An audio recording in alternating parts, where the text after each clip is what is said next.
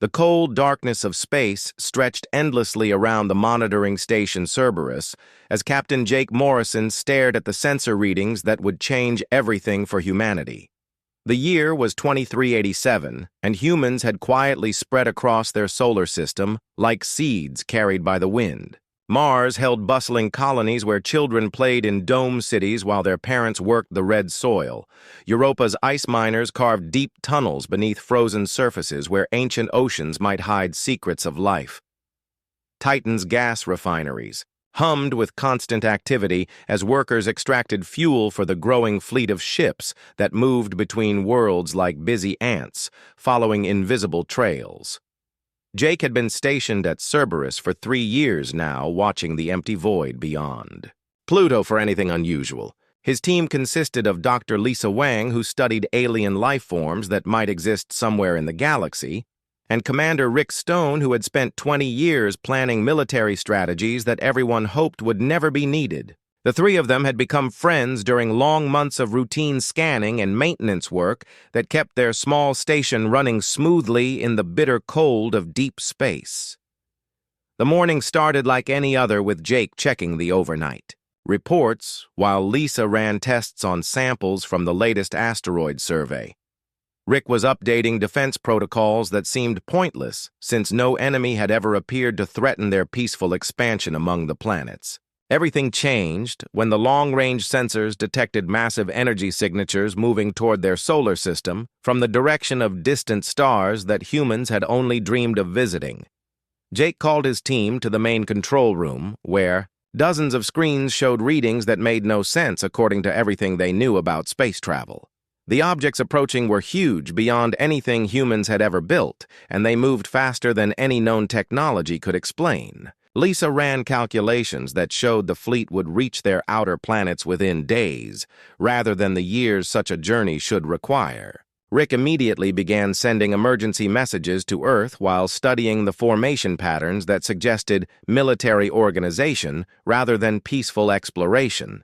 Dr. Lisa Wang worked frantically to understand what kind of technology could move such massive objects across impossible distances in such short time.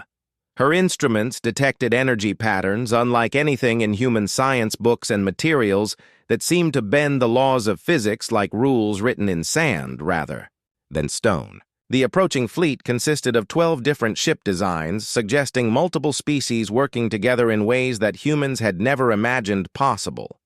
Commander Rick Stone recognized attack formations from his military training, even though the scale dwarfed anything humans had ever conceived.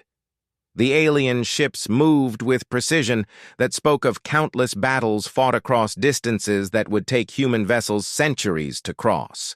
He calculated their probable targets and realized that Earth and all the colonies lay helpless before technology that treated space like a small pond rather than an endless ocean. The aliens sent their message on frequencies that human equipment could barely detect using translation programs that turned their words into threats that chilled the blood of everyone who heard them.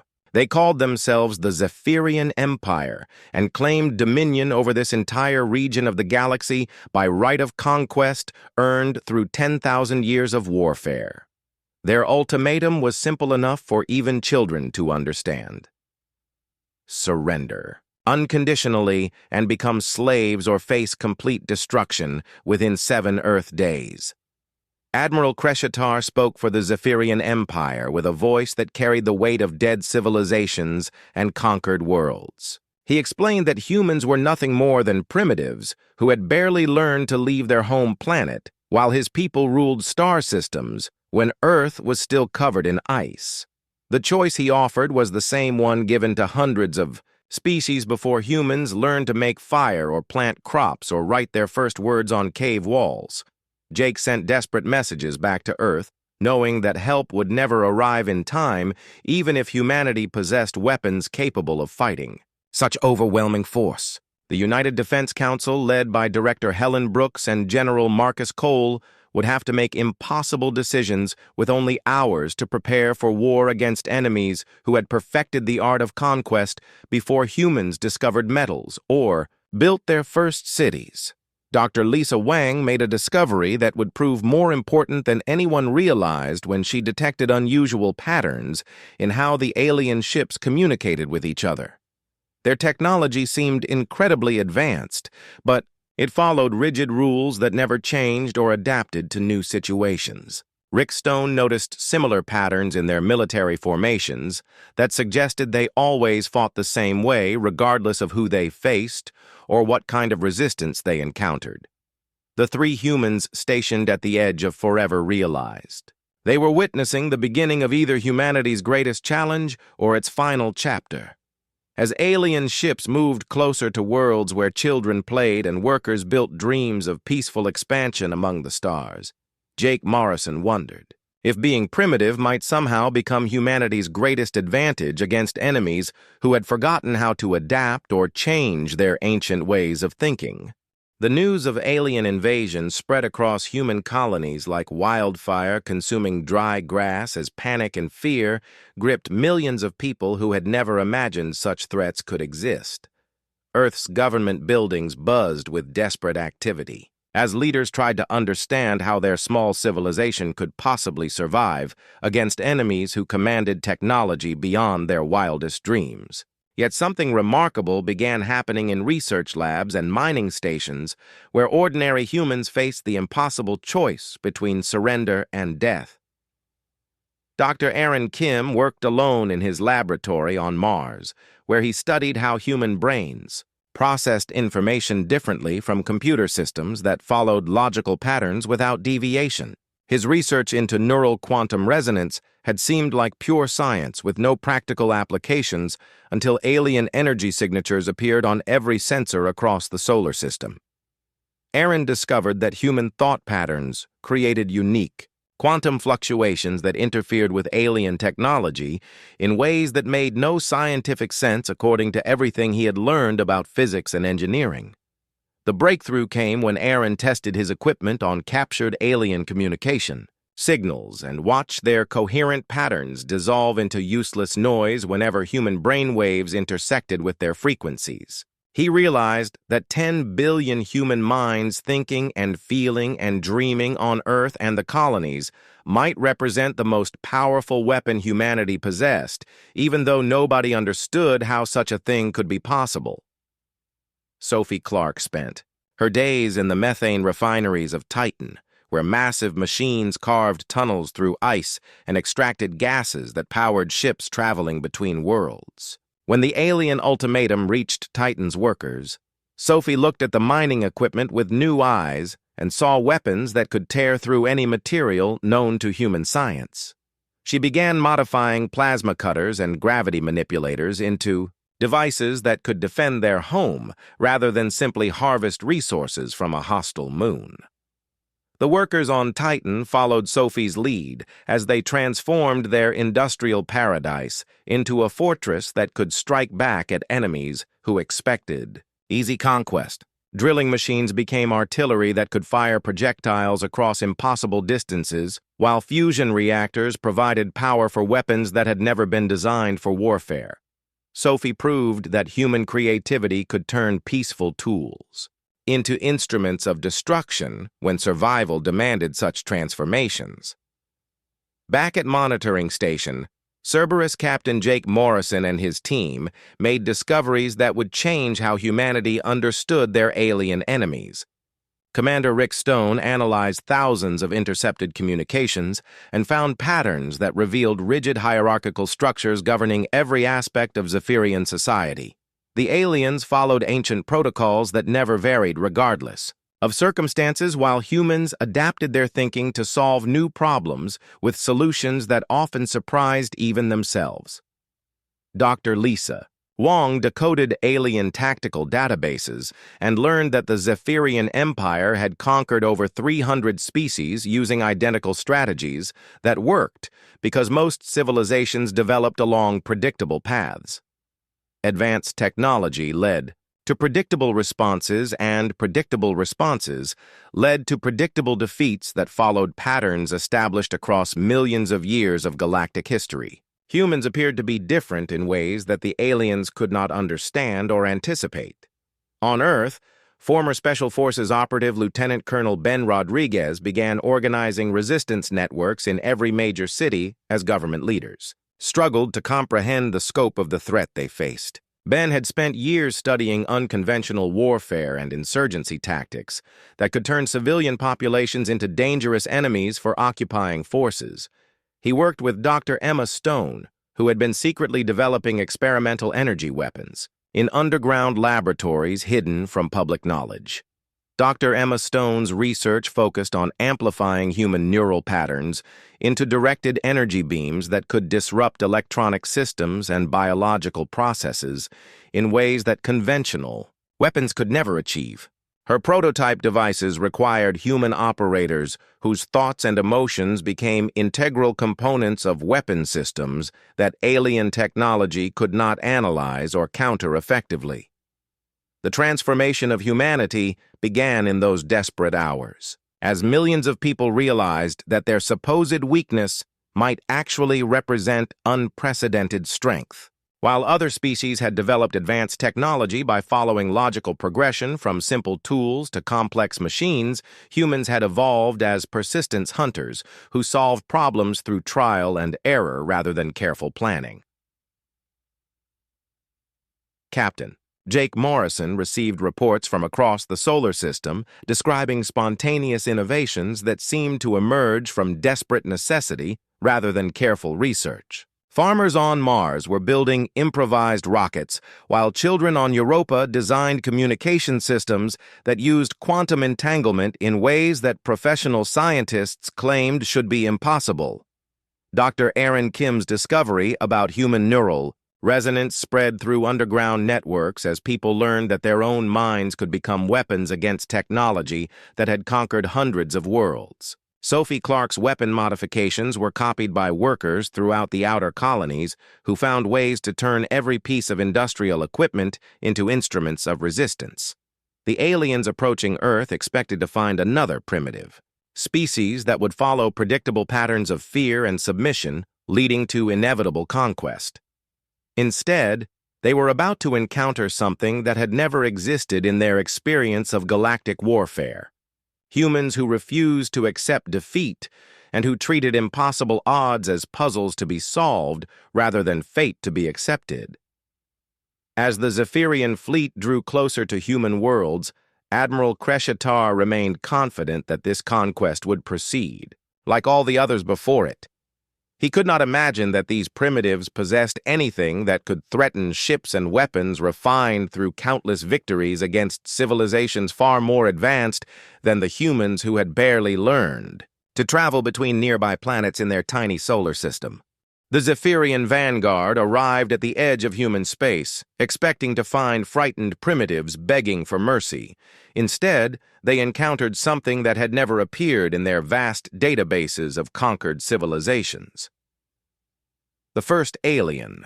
Scouts detected energy signatures that made no sense according to their understanding of technological development, as human ships moved in patterns that violated every principle of civilized warfare.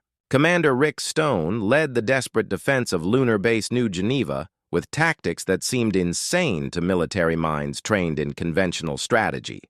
Instead of forming proper battle lines, his ships scattered like frightened birds only, to regroup at impossible angles that left alien commanders struggling to predict their next moves. The humans fought like wild animals that refused to follow the rules of engagement that had governed galactic warfare for countless generations. Captain Lisa Hayes commanded the experimental warship Defiance, which represented humanity's first attempt to build a true deep space combat vessel. Her crew included pilot Danny Foster, who had learned to fly in asteroid mining ships, and weapons specialist Kevin Park, who understood energy systems from his work in fusion power plants. When they engaged the alien scout fleet everyone expected to witness humanity's quick defeat instead, they saw something that challenged everything the galaxy thought it knew about primitive species. The alien ships possessed shields that could deflect any known weapon and armor that had withstood attacks from civilizations far more advanced than humans. Their plasma cannons could vaporize asteroids while their missile systems could track targets across distances that stretched human imagination. Yet when Danny Foster threw his ship into a spinning dive that should have torn it apart, the alien targeting computers lost track of his vessel completely. Dr. Aaron Kim's research proved its worth when human fighters equipped with quantum disruptors began interfering with alien technology in ways that seemed to violate the laws of physics. The resonance patterns generated by human neural activity created interference fields that made sophisticated alien systems behave like broken toys. Admiral Kreshatar watched his advanced warships struggle against opponents who should have been helpless before his overwhelming technological superiority. The aliens had perfected their weapons and tactics through victories against hundreds of species, but they had never faced enemies who ignored conventional wisdom about how space battles should be fought. Human pilots treated three-dimensional space like an ocean where they could dive and surface and hide behind obstacles that existed only in their imaginations. Their unpredictable movements turned orderly alien formations into confused clusters of ships trying to hit targets that refused to behave rationally. Kevin Park discovered that human intuition could predict alien attack patterns better than computer analysis when he began firing weapons before enemy ships had finished targeting his vessel. His seemingly random shots found gaps in alien defenses that mathematical calculations claimed did not exist. The aliens relied on logical progression from detection to targeting to firing while humans skipped steps in ways that created opportunities where none should have existed. On Mars, the colonists under General Amy Roberts refused evacuation orders and instead transformed their peaceful settlements into fortresses that defied every principle of defensive architecture. Using mining equipment modified by Sophie Clark, they created weapons that combined industrial technology with human creativity to produce effects that alien military science could not explain or counter. The Martian defenders turned their dome cities into traps where alien landing forces found themselves facing weapons that appeared to be constructed from farming equipment and construction tools. Plasma cutters that had carved irrigation channels became beam weapons that sliced through alien armor, while gravity manipulators designed for moving cargo created force fields that crushed enemy soldiers in ways that violated several galactic conventions regarding civilized warfare. General Amy Roberts coordinated her defense using communication methods that seemed impossibly primitive to alien intelligence officers who monitored human transmissions. Instead of encrypted digital signals, the humans used analog radio frequencies, mixed with verbal codes that changed faster than translation programs could adapt. The defenders coordinated their attacks using methods that predated electronic warfare by thousands of years. Captain Lisa Hayes led her small fleet against alien forces that outnumbered her ships by ratios that should have guaranteed instant defeat. The Defiance and its escorts moved through space like a pack of wolves hunting prey much larger than themselves. They struck at weak points that alien commanders did not know existed, then vanished into asteroid fields where superior technology became a disadvantage rather than an asset. The battle for Luna showed Admiral Kreshatar that these humans possessed something his databases had never encountered in 300 previous conquests. They learned from every exchange and adapted their tactics faster than his forces could develop countermeasures. Each defeat taught them lessons that they applied immediately, while his own forces followed protocols that had remained unchanged for millennia. Danny Foster and his fellow pilots developed new combat techniques during the actual fighting as they discovered that human reflexes could outperform alien computer systems in situations that required split-second decisions. Their ability to process multiple variables simultaneously while maintaining emotional control under extreme stress gave them advantages that pure logic could not match. Dr. Aaron Kim's quantum disruptors began affecting alien ships in ways that went beyond simple electronic interference. The human neural patterns seemed to create chaos in alien biological systems as well as their technology. Crews aboard Zephyrian vessels reported strange sensations and confused thinking whenever they came too close to human ships broadcasting the disruptor frequencies. Admiral Kreshatar found himself facing an enemy that broke every rule his civilization had established about how primitive species should behave when confronted by superior force. Instead of surrendering or fleeing, the humans became more dangerous as the battle continued. They turned every disadvantage into an opportunity and every loss into a lesson that made them harder to defeat. News of humanity's unexpected resistance spread through the galaxy like ripples in a pond, as species that had accepted Zephyrian dominance for thousands of years began to whisper about the impossible.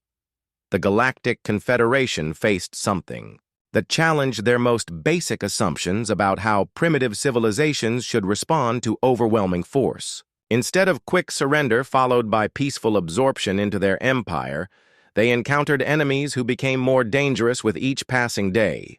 Commander Jake Morrison led a strike team deep into alien space using captured technology that Dr. Lisa Wang had reverse-engineered through methods that alien scientists claimed should be impossible. Human understanding of quantum mechanics differed from galactic standard theories in ways that allowed them to modify alien equipment for purposes its original designers had never imagined. The mission was supposed to gather intelligence about enemy capabilities. Instead, it revealed something far more valuable. The strike team discovered that the Zephyrian Empire ruled over dozens of enslaved worlds, where billions of beings lived in conditions that ranged from comfortable servitude to barely controlled desperation. These subject species had forgotten how to fight after generations of defeat, but they remembered how to hope when news arrived about primitives who refused to accept inevitable conquest. Jake realized that humanity had stumbled into a galactic powder keg that needed only a spark to explode. Captain Ben Rodriguez had transformed Earth into a nightmare for any occupying force, as his resistance networks turned every city into a maze of traps and ambushes that made conventional military control impossible. His fighters included people like teacher Carol Davis, who used her knowledge of child psychology to create codes that alien intelligence officers could not break, and mechanic Steve Johnson, who built weapons from spare parts that performed better than factory-produced equipment. The Resistance discovered that humans possessed a natural ability to think in ways that confused alien logic systems. While the Zephyrians analyzed problems through hierarchical decision trees that followed predictable patterns, humans jumped to conclusions that seemed random but proved surprisingly accurate. Carol Davis developed communication methods based on emotional content rather than logical structure, while Steve Johnson created weapons that worked through trial and error rather than careful engineering.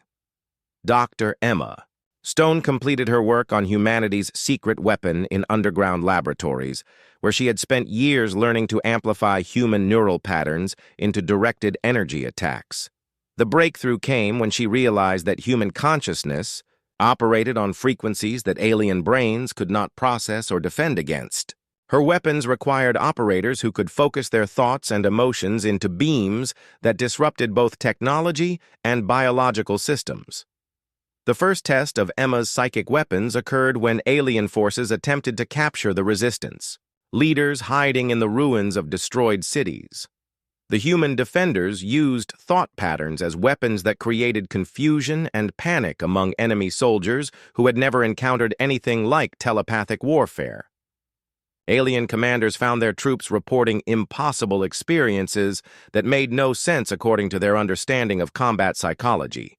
Admiral Kreshatar requested additional reinforcements from the Confederation leadership as his forces struggled against enemies who seemed to grow stronger rather than weaker under pressure. The primitive humans had somehow transformed their entire civilization into a weapon that operated according to principles that violated every established theory about technological development and military strategy.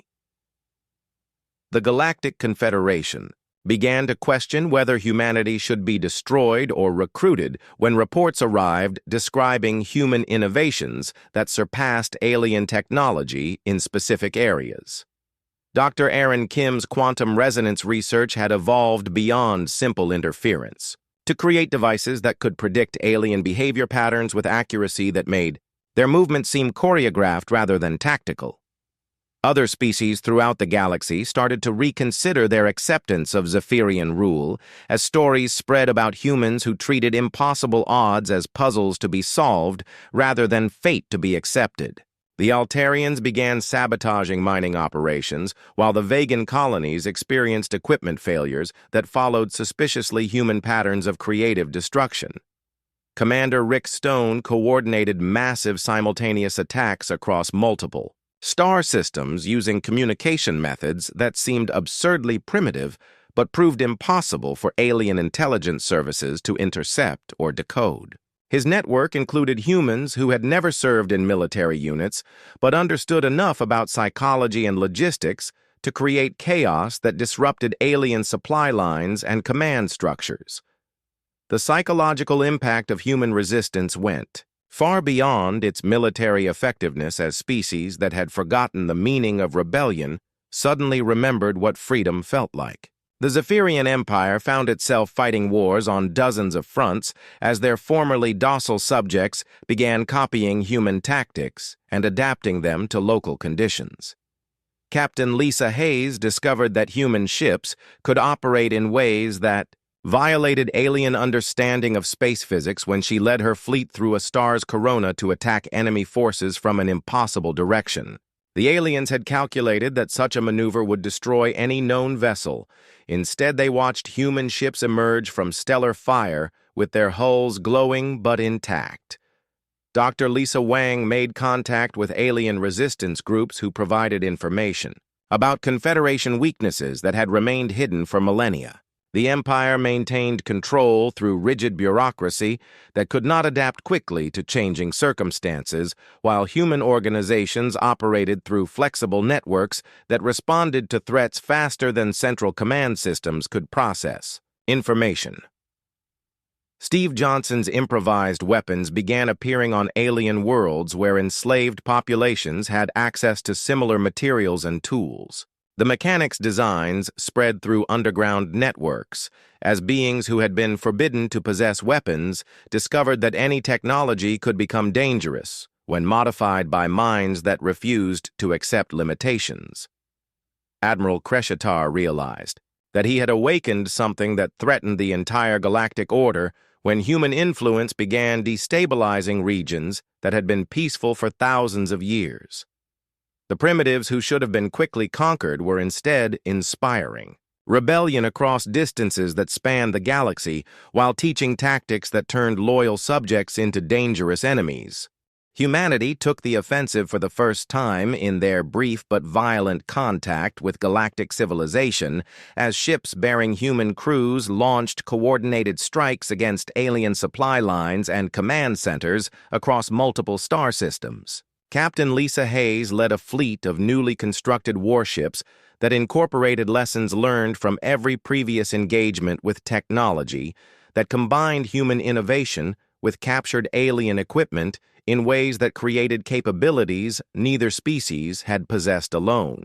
The liberation of the Altaran system marked humanity's first successful rescue of an enslaved species, when General Amy Roberts coordinated with native resistance forces who had been waiting generations for someone to teach them how to fight effectively against their oppressors. The Altarians possessed advanced biotechnology, but had never learned to use it as a weapon until human advisors showed them how peaceful research tools could become instruments of war. Dr. Aaron Kim's quantum resonance technology evolved into something far more dangerous than simple communication jamming when he discovered methods for disrupting alien neural networks across entire star systems. The breakthrough came when he realized that human thought patterns could be broadcast like radio signals to interfere with alien consciousness in ways that created confusion and panic among enemy forces who had never experienced telepathic attacks. Commander Rick Stone coordinated massive simultaneous attacks that left alien forces isolated and unable to communicate with their command structures, while human strike teams moved through space like ghosts that appeared wherever they were least expected. His tactical networks included former civilians like Carol Davis, who had learned to think like military strategists, and Steve Johnson, whose mechanical expertise had evolved into an understanding of how to break complex systems using simple tools. Earth had transformed into a fortress planet where every city bristled with defenses designed by minds that refused to accept the possibility of defeat. Carol Davis now commanded a defense sector that protected millions of people using strategies that combined ancient human wisdom about guerrilla warfare with advanced technology stolen from alien research facilities. Her forces included children who had learned to operate weapons systems and elderly citizens who provided intelligence about enemy movements. Steve Johnson supervised the production of weapons that combined human creativity with alien materials to produce effects that neither species had achieved separately. His workshops had become factories where ordinary people worked alongside automated systems to create equipment that performed beyond its theoretical specifications because human operators refused to accept the limitations that alien engineers had built into their designs. The psychological impact on the galaxy continued to spread as species that had known only Confederation dominance for millennia suddenly discovered that resistance was possible when Admiral Cresciatar's forces found themselves fighting wars on dozens of fronts simultaneously. Rebellion spread like wildfire through systems that had been peaceful for thousands of years, while human influence inspired hope in beings who had forgotten what freedom meant. Captain Jake Morrison had been promoted to admiral as humanity's rapid expansion required leaders who could coordinate fleets across distances that spanned multiple star systems. His flagship Indomitable carried crews that included veterans from every major engagement with aliens, alongside new recruits who had been trained in tactics that emphasized flexibility and adaptation over rigid adherence to military protocol. The success of human neural weapons surprised even Dr. Emma Stone, who had never imagined that her research into consciousness could become humanity's most effective tool for fighting enemies whose technology had seemed insurmountable. Her devices required operators who could focus their thoughts into directed energy beams that disrupted alien biological processes while leaving human allies unaffected by frequencies that resonated only with non-human brain patterns. Admiral Jake Morrison discovered that human ships could operate in environments that alien vessels could not survive when his exploratory fleets began using gas giant atmospheres and stellar radiation fields as highways that provided concealment and tactical advantages. The aliens had avoided such regions because their sophisticated technology could not function reliably under extreme conditions, while human equipment performed better when operated by crews who trusted their instincts over computer calculations. The liberation campaigns revealed that many alien species possessed capabilities that could contribute to the growing rebellion if they could be taught to use their natural abilities as weapons rather than tools for peaceful research. Dr. Lisa Wong worked with xenobiologists from dozens of worlds to develop biotechnology that could counter Confederation military advantages while providing liberated populations with means to defend themselves against future conquest attempts. Commander Rick Stone's intelligence networks had grown to include resistance cells on hundreds of worlds where enslaved populations learned human tactics and adapted them to local conditions with results that often surprised their teachers. The rigid hierarchy that had maintained Confederation control for millennia became a weakness when human-inspired chaos disrupted communication systems that could not function without constant supervision from Central Command authorities. General Amy Roberts found herself commanding liberation forces that included species with abilities that exceeded human capabilities in specific areas when those natural gifts were directed toward military objectives rather than productive labor. The Altarians could manipulate biological systems, while the Vegans possessed telepathic abilities that enhanced human neural weapons beyond anything Dr. Emma Stone had achieved working with purely human test subjects. Captain Lisa Hayes led fleets that moved through space using navigation methods that combined human intuition with alien star charts to find routes that Confederation forces could not predict or intercept. Her ships appeared in systems where the aliens had never expected to face attack, while disappearing into regions that enemy sensors could not penetrate effectively. The galaxy began to change as word spread about humans who had transformed from helpless primitives marked for extinction into liberators who offered hope to billions of beings who had lived their entire lives under oppression. Admiral Kreshtar's reports to Confederation leadership described a species that broke every rule about how primitive civilizations should behave when confronted by superior technology and overwhelming force. The final confrontation came at the Confederation capital World, where Admiral Jake Morrison led a coalition of liberated species in an assault that would have been impossible to imagine when humans first detected alien ships approaching their small solar system. The same primitives who had been marked for quick extinction now commanded fleets that included vessels from dozens of worlds, while inspiring hope across distances that spanned the galaxy. Captain Jake Morrison coordinated the massive battle from his flagship Indomitable, where his bridge crew included veterans from every previous engagement whose experience had been forged in the crucible of impossible odds. Danny Foster piloted the great ship through formations of enemy vessels, while Kevin Park operated weapons systems that combined human innovation with technology borrowed from liberated allies who had contributed their own unique capabilities to the growing rebellion. The battle showcased everything that made humanity different from the hundreds of species that had fallen before Confederation forces during millennia of galactic conquest. While alien commanders relied on predictable strategies that had worked against countless civilizations, human leaders like Lisa Hayes and Ben Rodriguez employed tactics that adapted moment by moment to changing conditions on a battlefield that stretched across an entire star system. Admiral Kreshtar found himself commanding forces that were confused and demoralized by enemies who refused to follow the rules of engagement that had governed galactic warfare since his species first learned to travel between stars. His sophisticated technology and overwhelming numerical superiority meant nothing against opponents who treated every disadvantage as an opportunity to find new ways of achieving victory through methods that alien military science could not predict or counter. Dr. Emma Stone's psychic weapons proved decisive when they disrupted the Confederation's Central Command network in ways that left enemy forces unable to coordinate their responses to human attacks. For the first time in galactic history, the rulers who had imposed their will on hundreds of species experienced the terror and helplessness that their subjects had endured for countless generations under oppression that had seemed eternal and unchangeable.